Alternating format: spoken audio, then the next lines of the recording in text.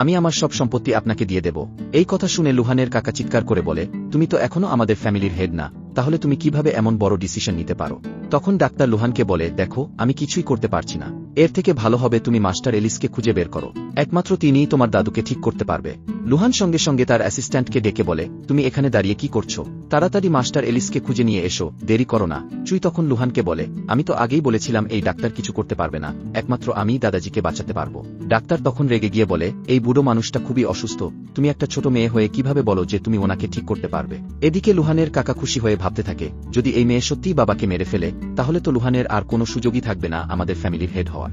তারপর কাকা চুইকে চ্যালেঞ্জ করে বলে, যদি তুমি সত্যিই বাবাকে বাঁচিয়ে দাও, তাহলে আমি নিজের হাতে মুকুট তুলে লুহান এর হাতে দেব, আর তাকেই করব আমাদের ফ্যামিলির হেড।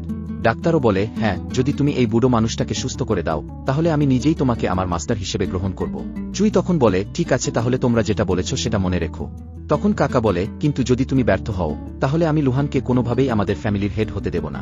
চুই বলে, আমি এই চুক্তি মেনে নিচ্ছি। এরপর সে লুহানকে বোঝায়, তুমি চিন্তা করো না, আমি দাদাজিকে ঠিক করব আর তোমাকে ফ্যামিলির হেড করতেও সাহায্য করব।